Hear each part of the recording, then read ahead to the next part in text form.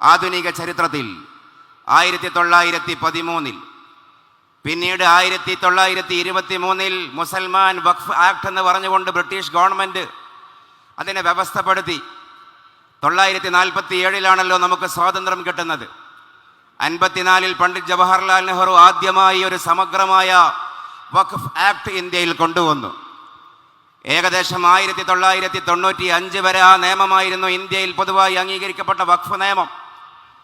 അതനുസരിച്ചുകൊണ്ട് സംസ്ഥാനങ്ങൾക്ക് വഖഫ് ബോർഡ് എന്ന് പറയുന്ന ഒരു സ്റ്റാറ്റ്യൂട്ടറി ബോർഡും കേന്ദ്ര ഗവൺമെൻറ്റിൻ്റെ കീഴിൽ ഒരു വഖഫ് കൗൺസിലും ധാരാളം വഖഫ് ട്രിബ്യൂണലുകളും രൂപവൽക്കരിക്കപ്പെടുകയുണ്ടായി.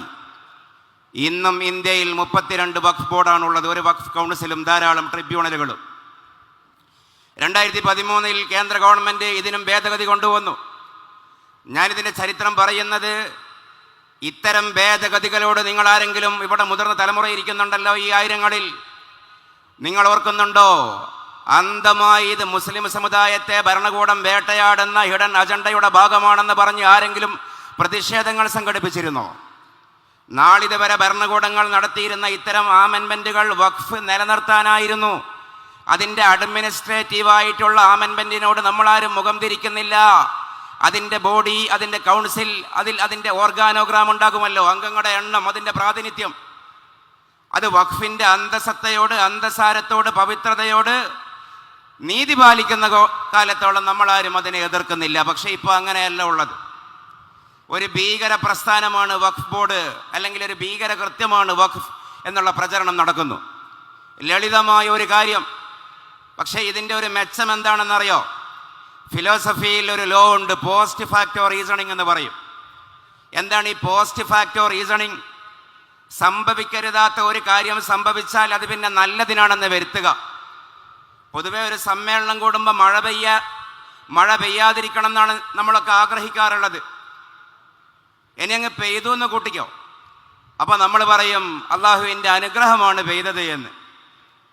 അതിനാണ് പോസ്റ്റ് ഫാക്ടോ റീസണിങ് എന്ന് പറയുക. ഫാക്റ്റ് ഉണ്ടായതിനു ശേഷം അതിനെ ന്യായവൽക്കരിക്കുക. അതേപോലെ ചിന്തിച്ചാൽ കേന്ദ്ര ഗവൺമെൻറ് വഖഫിനെ ഇങ്ങനെ ദേശീയ അന്തർദേശീയ ചർച്ചയാക്കി നിർത്തിയതിൻ്റെ ഫലമായി എന്താണ് വഖഫ് എന്ന് ഇന്ത്യ ഉടനീളം ചർച്ച ചെയ്യപ്പെട്ടുകൊണ്ടിരിക്കുന്നു. സെക്കുലർ മീഡിയകളുടെ ചർച്ച അതാണ്. രാഷ്ട്രീയ നേതാക്കന്മാർ ChatGPTയും AI-യും ഉപയോഗിച്ചുകൊണ്ട്, വിക്കിപീഡിയ ഉപയോഗിച്ചുകൊണ്ട് വഖഫ് പഠിക്കുകയാണ്, അതിൻ്റെ കർമ്മശാസ്ത്രം പഠിക്കുകയാണ്. നാം മുസ്ലിം സമൂഹവും അത് പഠിക്കുകയാണ്. അങ്ങനെ ഒരു ഗുണം ഇത് കൊണ്ടുണ്ടായി. ഈ ഗുണങ്ങൾ പഠിച്ചപ്പോൾ പൊതുസമൂഹത്തിന് മനസ്സിലായി വഖഫ് എന്ന് പറയുന്നത് ഇസ്ലാമിക സിസ്റ്റമാണ്, പൊതുസമൂഹം കടം കൊള്ളേണ്ട സിസ്റ്റമാണ് എന്ന്. ഇസ്ലാമിൻ്റെ ബാങ്കിങ്ങും പലിശരഹിത സംവിധാനങ്ങളും ഇവിടെ മതേതരമായി ഗവൺമെൻറ് തന്നെ ഇനാക്ട് ചെയ്യേണ്ടതാണ് എന്ന് ഇടയ്ക്കിടെ ഇവിടെയുള്ള ഭരണാധികാരികൾ പറയാറുണ്ടല്ലോ. അതേപോലെയുള്ള ഒരു വകുപ്പാണ് വഖഫ് എന്ന് പൊതുസമൂഹത്തിന് അംഗീകരിക്കേണ്ടി വന്നിരിക്കുകയാണ്. ഇത് ലാൻഡ് ജിഹാദ് അല്ല എന്ന് മനസ്സിലാക്കേണ്ടി വരികയാണ്. ഞാനതിൻ്റെ ഈ ഭേദഗതി നിയമത്തിൻ്റെ ചില 1-2 നമ്മൾ വിയോജിക്കുന്ന പോയിന്റുകൾ, അതിൻ്റെ ഗൗരവം സൂചിപ്പിക്കാനാണ് ഇനി ആഗ്രഹിക്കുന്നത്. അതിൻ്റെ നേരത്തെ ഇവിടെ ഉസ്താദ് വായിച്ച ആ കണ്ടന്റിൽ അത് ഉണ്ടായിട്ടുണ്ട്. സെക്ഷൻ 3I നമുക്കറിയാം, 1995 വഖഫ് നിയമപ്രകാരം വഖഫിൻ്റെ കർമ്മശാസ്ത്രപരമായ വകുപ്പ് അതിൽ സാധുവായിരുന്നു. എങ്ങനെയാണ് വഖഫ് ചെയ്യേണ്ടത്? കർമ്മശാസ്ത്രത്തിൽ വഖഫ് എന്ന് പറഞ്ഞാൽ ഹബ്സ് മാലിൻ യുന്തഫഉ ബിഹി മാ ബഖായിൽ ഐൻ എന്നുള്ളതാണ് അതിൻ്റെ ഒരു താരീഫ്. വസ്തുവക നശിക്കാതെ അതിൻ്റെ ഗുണഫലം, അതിൻ്റെ അനുഭവം സമൂഹത്തിന്, സമുദായത്തിന്, മനുഷ്യർക്ക്, പ്രകൃതിക്ക് അനുഭവിക്കാൻ വിട്ടുകൊടുക്കുക. തേങ്ങ വഖഫ് ചെയ്യാൻ പാടില്ല എന്ന് മലയാളം, തെങ്ങ് പാടുണ്ട്. വസ്തു നശിക്കാൻ പാടില്ല. അവിടെ 4 കണ്ടീഷനാണ്, അർക്കാനാണുള്ളത്. ഒരു വാക്കിഫ് ഉണ്ടാകണം, വഖഫ് ചെയ്യുന്ന വ്യക്തി ഉണ്ടാകണം, അതിനെ സാധൂകരിക്കുന്ന ഒരു സീഗ, ഒരു സെൻറ്റൻസ് ഉണ്ടാകണം. പിന്നെയോ മൗഖൂഫ് ചെയ്യപ്പെടുന്ന വസ്തു ഉണ്ടാകണം, വാക്കിഫ് ഉണ്ടാകണം, സീഗ ഉണ്ടാകണം, ഒരു മൗഖൂഫ് അലൈഹി ഉണ്ടാകണം. അതിൻ്റെ ഉപയോക്താക്കൾ, അതിൻ്റെ പ്രയോക്താക്കൾ, അനാഥർ, അഗതികൾ, യാത്രക്കാർ എന്നൊക്കെ പറയുന്ന അതിൻ്റെ ജിഹത്ത് ഉണ്ടാകണം. ഇങ്ങനെ ഒരു വഖഫ് ഒരാൾ ചെയ്യാൻ ഉദ്ദേശിച്ചാൽ അയാൾ നാവ് കൊണ്ട് പറഞ്ഞാൽ മതി എന്നുള്ളതാണ് കർമ്മശാസ്ത്രത്തിൻ്റെ നിയമം. വഖഫ്തുഹു ലില്ലാ ജഅൽതുഹു വഖഫ, അബ്ബത്തുഹു ഫീ സബീലില്ലാ തുടങ്ങിയ പദങ്ങൾ സാധുവായ പദങ്ങളാണ്. ഇതിനാണ് വെർബൽ വഖഫ് എന്ന് പറയുക, വോക്കൽ വഖഫ് എന്ന് പറയുക. 995 നിയമപ്രകാരം ഇത് സാധുവായിരുന്നു. പക്ഷേ പുതിയ സെക്ഷൻ ഐ പ്രകാരം ഈ വെർബൽ വഖഫ് അസാധുവായിരിക്കുന്നു. അങ്ങനെ ഒരു ക്ലോസ് ഇനി മുതൽ ഇല്ല, വേണ്ട എന്നുള്ളതാണ് കേന്ദ്ര ഗവൺമെന്റിന്റെ തീരുമാനം. അപ്പോ ചില ആളുകൾ ഒരുപക്ഷെ തെറ്റിദ്ധരിച്ചേക്കും, മീഡിയ ചർച്ചകളിൽ കേൾക്കാറുണ്ട്. അത് നല്ലതല്ലേ? വാക്കാൽ വഖഫ് മാത്രം ചെയ്താൽ, വാക്കാൽ മാത്രം വഖഫ് ചെയ്താൽ പിൽക്കാലത്ത് അതേ സംബന്ധിച്ച് അത് ഡിസ്പ്യൂട്ടഡ് ലാൻഡ് ആകില്ലേ, ഡിസ്പ്യൂട്ടഡ് പ്രോപ്പർട്ടി ആകില്ലേ? അതുകൊണ്ടൊരു ഡോക്യുമെന്റേഷൻ നല്ലതല്ലേ എന്നാണ് അതിൻ്റെ ന്യായം. പക്ഷേ ചോദിക്കട്ടെ, അതൊരു പുലിവാലി പിടിപ്പിക്കലാണ്. കേൾക്കുമ്പോൾ മനോഹരമാണെങ്കിലും അതിൻ്റെ പിറകിലൊരു ചതിയുണ്ട്.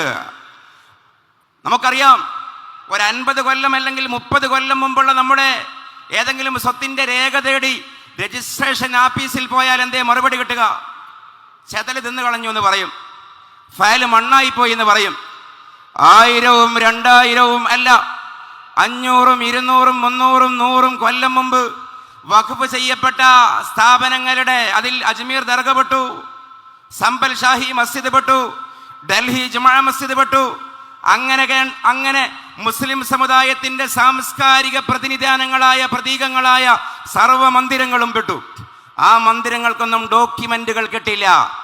ഡോക്യുമെന്റുകൾ ഇല്ലാതെ വന്നാൽ അവിടെ സെക്ഷൻ ഐയിൽ അല്ല, സെക്ഷൻ 6ൽ വേറൊരു കൊളുത്ത് വെക്കുന്നുണ്ട്. എന്താണെന്നറിയോ? അതേപോലെ സെക്ഷൻ 40 വേറൊരു കൊളുത്ത് വെക്കുന്നുണ്ട്.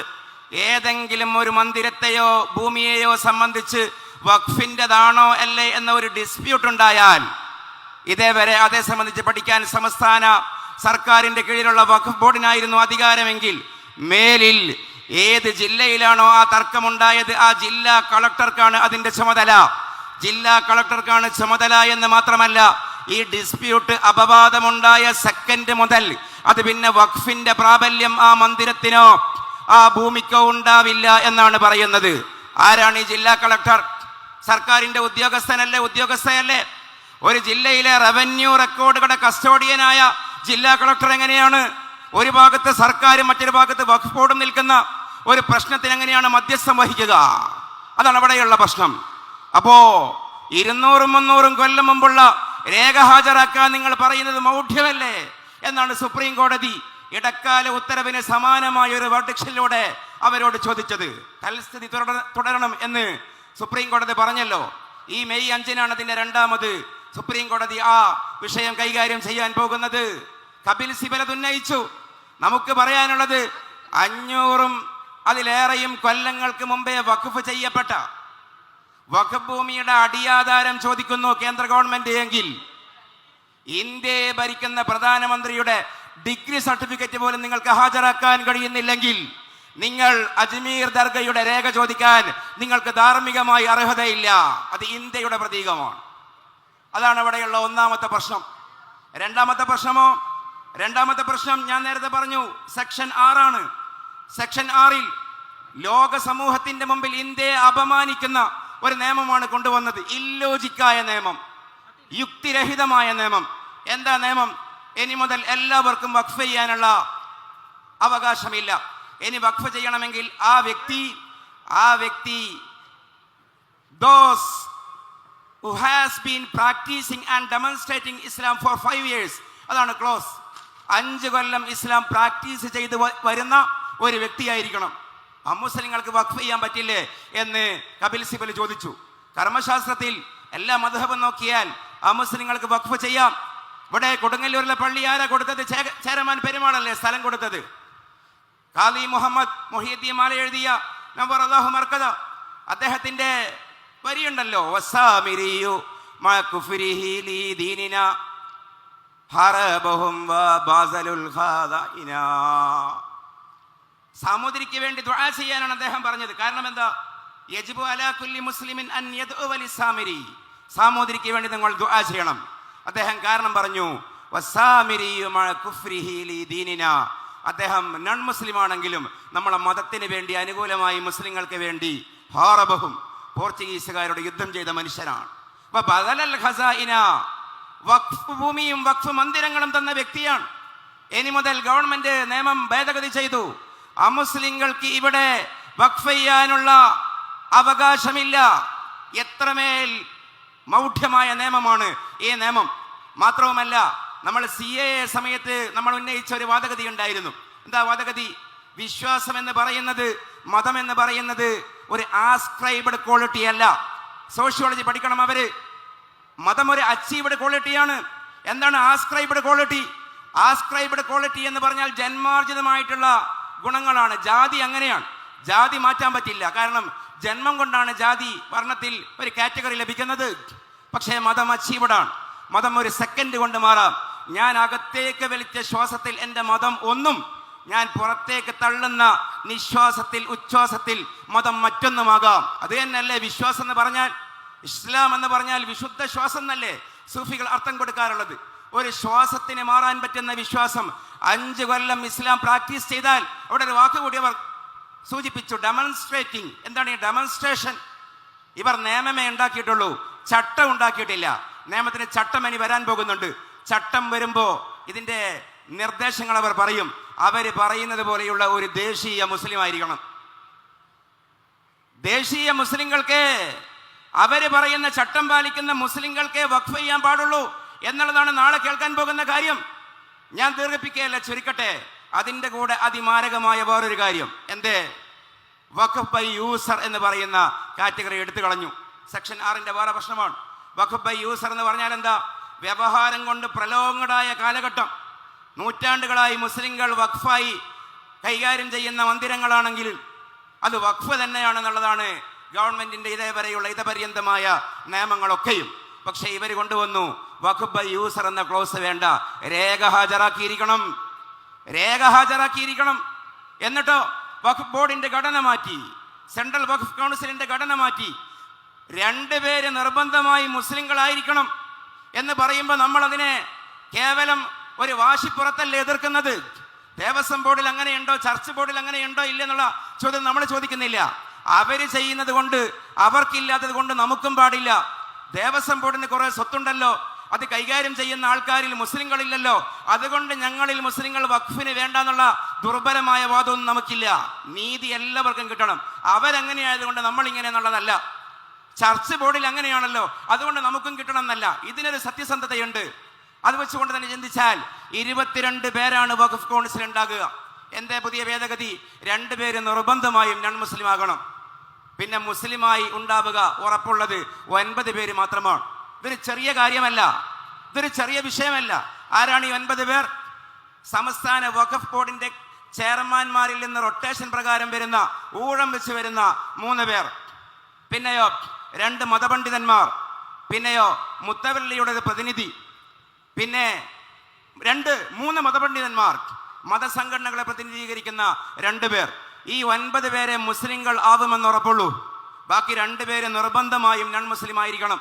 ബാക്കി ഈ 2ഉം 9ഉം കഴിച്ച 11ഉം കഴിച്ച 11 അത് പാർലമെന്റ് മെമ്പർമാരാണ്, രാജ്യസഭ ലോക്സഭ മെമ്പർമാരാണ്, മജിസ്ട്രേറ്റ് ആണ്, എമിനന്റ് പേഴ്സണാലിറ്റീസ് ആണ്, ബാർ കൗൺസിൽ അംഗങ്ങളാണ്. അത് മുഴുവനും നോൺ മുസ്ലിംസ് ആവാനും ന്യായമുണ്ട്. അവ പ്രത്യക്ഷത്തിൽ 2 അമുസ്ലിങ്ങളല്ലേ വരുന്നുള്ളൂ. അതൊരു പക്ഷേ ന്യൂനപക്ഷ മന്ത്രിയും ഒരു ജഡ്ജും ആയിരിക്കുമല്ലോ. നിങ്ങൾക്ക് എന്തിനാ ഇങ്ങനെ പുകയുന്നത് എന്ന് ചോദിച്ചാൽ 2 അല്ല, ഒരു പക്ഷെ 13 പേര് വഖഫ് ബോർഡിൽ അമുസ്ലിങ്ങളാവാൻ ന്യായമുണ്ട്. എന്നിട്ട് ജിഹാദി കോടതി എന്നിവർ വെറുതെ ആരോപണം ഉന്നയിക്കുന്ന ഈ ട്രിബ്യൂണൽ ഒരു വിധി പ്രസ്താവിച്ചാൽ, ഇതാണ് സംഘ് പരിവാറിന്റെ പ്രവചനം. വഖഫ് ബോർഡ് മുന്നോട്ട് വെക്കുന്ന കാര്യങ്ങളെ ആരെങ്കിലും ചോദ്യം ചെയ്യാൻ, അതിനെതിരെ ഹർജി ഫയൽ ചെയ്യാൻ ഉദ്ദേശിച്ചാൽ കോടതിയിൽ പോകാൻ പറ്റില്ല. ജിഹാദി കോടതിയായ ട്രിബ്യൂണലിലെ പോകാൻ പറ്റൂ. ട്രിബ്യൂണൽ ആരാ ഉള്ളത്? ഒരു ജില്ലാ ജഡ്ജ്, അസിസ്റ്റന്റ് മജിസ്ട്രേറ്റ്, പിന്നെ ഒരു മതപണ്ഡിതനും. ഇതേവരെയുള്ള നിയമം അതാണ്. പക്ഷേ വഖഫ് ഭേദഗതി നിയമപ്രകാരം ഈ മതപണ്ഡിതന് അവിടെ സ്ഥാനമില്ല. പിന്നെ കണ്ണിൽ പൊടിയിടാൻ സെൻട്രൽ വഖഫ് കൗൺസിലാണെങ്കിലും സംസ്ഥാന വഖഫ് ബോർഡാണെങ്കിലും അത് തന്നെയാണ് പ്രധാനമന്ത്രിയും ഇടക്കിടക്ക് പറയാറുള്ളത്. 2 മുസ്ലിം സ്ത്രീകൾ ഉണ്ടാകണമെന്ന് വെറുതെ ചട്ടം കെട്ടി. ആ വശത്തേക്ക് നമ്മൾ പോവണ്ട. മുസ്ലിം സ്ത്രീകളല്ല. ഒരു കാര്യം വിനയാന്വിതമായി പറയട്ടെ, മുസ്ലിം സ്ത്രീകളെ കാര്യം നോക്കും മുമ്പ് നീതിയാണ് ഉദ്ദേശമെങ്കിൽ നമ്മൾ ഈ പറയുന്ന ഈ സെക്കൻഡിലും ഹിന്ദു ആക്ട് പ്രകാരം ഈ രാജ്യത്തെ ഹിന്ദു സ്ത്രീകൾക്ക് ഹിന്ദു ആക്ട് പ്രകാരം പിതാവ് മരണപ്പെട്ടാൽ സ്വത്തവകാശത്തിന് അർഹതയില്ല. മുസ്ലിം കുടുംബമാണെങ്കിൽ പെണ്ണിന് പകുതിയെങ്കിലും കിട്ടുന്നുണ്ട്. പക്ഷെ ഈ പകുതിയെങ്കിലും എന്നുള്ളത് വിശാലമായി പഠിച്ചാൽ ആണും പെണ്ണും അനന്തര സ്വത്ത് ദായക്രമത്തിൽ ഒന്നിച്ചു വരുന്നത് 34 സന്ദർഭങ്ങളിലാണ്. 5 സന്ദർഭങ്ങളിലാണ് ആണിന് പെണ്ണിന്റെ ഇരട്ടി കിട്ടുന്നത്. 11 സന്ദർഭങ്ങളിൽ ബറാബറാണ്. 14 സന്ദർഭങ്ങളിൽ പെണ്ണിന് കൂടുതലാണ്. 4 സന്ദർഭങ്ങളിൽ പെണ്ണിനേ ഉള്ളൂ, ആണിനില്ല. ഞാൻ ആ വിഷയത്തേക്കല്ല പോകുന്നത്. അതാണ് അതിൻ്റെ ഒരു നിജസ്ഥിതി. പക്ഷേ ഇവിടെ ഹിന്ദു ആക്ട് പ്രകാരം ഹിന്ദു പെൺകുട്ടികൾക്ക് പിതാവിന്റെ സ്വത്തിൽ അനന്തരാവകാശമില്ലാത്ത രാജ്യമാണ് 2025. നിങ്ങൾ ഈ വഖഫ് ഭേദഗതി കൊണ്ടുവരുന്ന നേരത്ത് ഹിന്ദു ആക്ടിൽ ഭേദഗതി എന്തേ കൊണ്ടുവരാത്തത്? മുസ്ലിം സ്ത്രീകളെ മുതലക്കണ്ണീർ മുസ്ലിം സ്ത്രീകൾക്ക് വേണ്ടി ഒഴുക്കുന്ന നേരത്ത് അവിടെ ഹൈന്ദവ സഹോദരിമാരില്ലേ? ഞാൻ ആ ഭാഗത്തേക്ക് എൻ്റെ വിഷയം കൊണ്ടുപോവുകയല്ല. ഇത് ഭരണഘടനാ വിരുദ്ധമാണ്. ഇത് മുസ്ലിം ഇഷ്യൂ അല്ല. ഇത് ഭരണഘടനാപരമായ പ്രശ്നമാണ്. മതേതര രാജ്യത്തിൻ്റെ ഭീഷണിയാണ്. ഇന്ത്യൻ ഭരണഘടനയെ, എൻ്റെ അവസാന ഭാഗം, ഇന്ത്യൻ ഭരണഘടനയെ നമ്മൾ ബഹുമാനിക്കുന്നത്, നമ്മൾ അംഗീകരിക്കുന്നത് കേവലം ഒരു അർത്ഥമറിയാതെയുള്ള ഒരു മുഖസ്തുതിയല്ല. ഇന്ത്യൻ ഭരണഘടനയെ നമ്മൾ ബഹുമാനിക്കുന്നത് മനസ്സാ തന്നെയാണ്. കാരണം ഇത്ര മനോഹരമായ ഒരു ഭരണഘടന ലോകത്ത് ഒരിടത്തും മറ്റൊരു രാജ്യത്തും കാണുക സാധ്യമല്ല. All persons are entitled, equally entitled the right of consciousness. Article 25. ഞാൻ അർത്ഥം പറഞ്ഞ് നേരം കളയുന്നില്ല. പ്രബുദ്ധമാണ് ഈ സദസ്. ആലോചിച്ച് നോക്കൂ. All persons are equally entitled the freedom of conscience and the right freely profess, practise and propagate the religion. ഇത്ര മനോഹരമായ ഒരു ഭരണഘടന ലോകത്തുണ്ടോ? Subject to the public morality, order and health. ഇതാണ് ആർട്ടിക്കിൾ 25. ആർട്ടിക്കിൾ 40 എന്താണ്? 14 എന്താണ്? അതിനേക്കാളും മനോഹരമായ ഒരു വകുപ്പാണ് 14 ഉള്ളത്. This nation shall not deny to any person equality before law or the equal protection of the law within the territory of India. ഇന്ത്യയുടെ ദേശാതിർത്തികൾക്കുള്ളിൽ നിയമത്തിന് മുമ്പിൽ പൗരന്മാരും തുല്യർ, പൗരന്മാർക്ക് മുമ്പിൽ നിയമവും തുല്യർ. ഇങ്ങനെ നീതിയുക്തമായ നിയമ സംയമനവും നിയമപാലനവും ഇന്ത്യൻ ഭരണഘടന ഉറപ്പു നൽകുന്നു. ഇത്രയും മനോഹരമായ ഭരണഘടന ലോകത്തുണ്ടോ? ഇവിടെ ലാൻഡ് ജിഹാദ് ആരോപിക്കുന്ന മുസ്ലിം സമൂഹം ഇന്ത്യയെ കുട്ടി താലിബാനും കുട്ടി പാകിസ്ഥാനുമാക്കാനാണ് ഇതിന്റെ പിറകിലൂടെ ശ്രമിക്കുന്നത് എന്ന പ്രചണ്ഡമായ പ്രചരണം നടത്തുന്ന ആളുകൾ നേരം കിട്ടുമ്പോൾ ഇന്ത്യൻ ഭരണഘടനയുടെ ആർട്ടിക്കിൾ 26 ഒന്ന് വായിക്കാൻ തയ്യാറാകണം. ഇതൊക്കെയാണ് കോടതിക്ക് പറയാനുള്ളത്. ഇതൊക്കെയാണ് വിവരമുള്ളവർക്ക് പറയാനുള്ളത്. എന്തേ 26 പറയുന്നത്? 26 പൊന്നുകൊണ്ട് ആലേഖനം ചെയ്യേണ്ട ഇന്ത്യൻ മതേതരത്വത്തിന്റെ അബ്രപാളിയിൽ കനകലിപികളാൽ മുദ്രണം ചെയ്യേണ്ട ഏറ്റവും വിശുദ്ധമായ പരാമർശമാണ് 26. 26 പറയുന്നത് subject to public morality, order and health എന്ന് പറഞ്ഞാൽ പൊതു ധാർമ്മികത, പൊതു ആരോഗ്യം, ക്രമസമാധാന പാലനം എന്നിവയ്ക്ക് വിധേയമായിക്കൊണ്ട് all religious denominations or any section therefore shall have the right. ഏത് മതവിഭാഗത്തിനും ഉപവിഭാഗത്തിനും ഒരവകാശമുണ്ട്. എന്തിന്റെ അവകാശമാണെന്നല്ലേ? To establish and maintain institution for the religious and charitable purpose. ധർമ്മപരവും മതപരവുമായിട്ടുള്ള ആവശ്യങ്ങൾക്ക് വേണ്ടി സ്ഥാപനങ്ങൾ കെട്ടിപ്പൊക്കാൻ അവകാശമുണ്ട്. ഇന്ത്യൻ ഭരണഘടന പറയുന്നു and to manage its affairs in the matters of religion. എങ്ങനെയാണോ മതം പറയുന്നത് അതേപോലെ ഇതിനെ പരിപാലിക്കാനും ഇന്ത്യൻ ഭരണഘടന സ്വാതന്ത്ര്യം നൽകുന്നു. അടുത്ത വാക്കാണ് വഖഫുമായി ബന്ധപ്പെട്ട വാക്ക്.